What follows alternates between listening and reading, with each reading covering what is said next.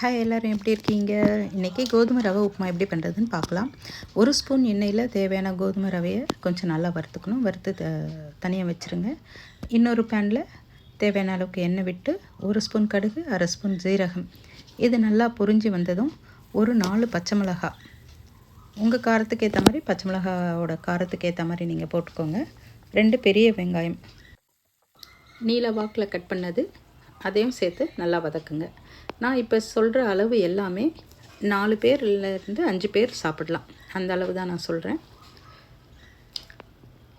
இந்த வெங்காயம் ஓரளவுக்கு நல்லா வதங்கினதுக்கப்புறம் ஒரு தக்காளி, 2 வெங்காயத்துக்கு ஒரு தக்காளி அதையும் சேர்த்து நல்லா வதக்கிக்கோங்க.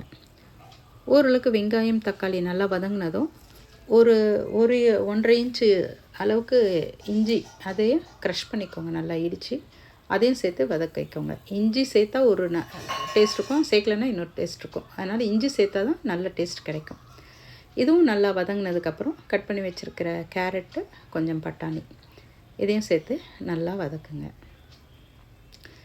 கேரட் பீன்ஸ் போட்டு கொஞ்சம் நேரம் வதக்கி விடுங்க. இது ஒரு 3 to 4 மினிட்ஸ் விட்டாலே ஓரளவுக்கு வதங்கிடும், நல்லா வெந்துடும். அதுக்கப்புறம் தேவையான அளவுக்கு உப்பு போட்டுக்கோங்க.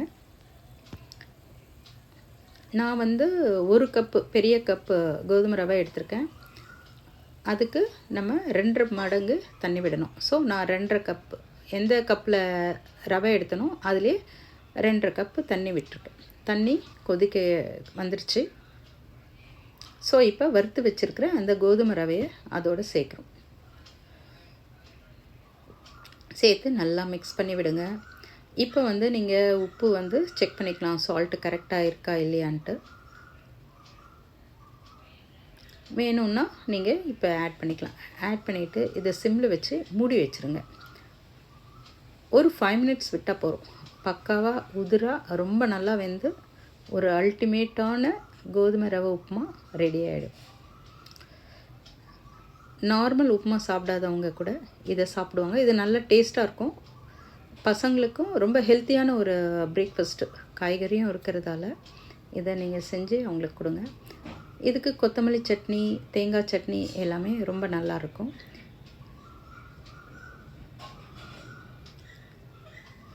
இதுக்கு மேலே ஒரு ஸ்பூன் நெய் விட்டுக்கிட்டால் இன்னும் நல்லாயிருக்கும். அந்த வீடியோ மிஸ் ஆகிடுச்சு. இதுக்கு நாங்கள் இன்றைக்கி கொத்தமல்லி சட்னி அரைச்சிருக்கோம். தேங்காய், கொத்தமல்லி, பச்சை மிளகாய், கொஞ்சம் புளி வச்சு அரைச்சிருக்கோம். ஸோ நாங்கள் சாப்பிட ரெடி ஆகிட்டோம். நீங்களும் சாப்பிடுவாங்க.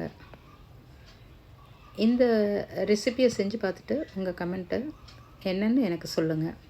சப்ஸ்கிரைப் பண்ணாமல் பார்க்குறவங்க ப்ளீஸ் சப்ஸ்கிரைப் பண்ணுங்கள்.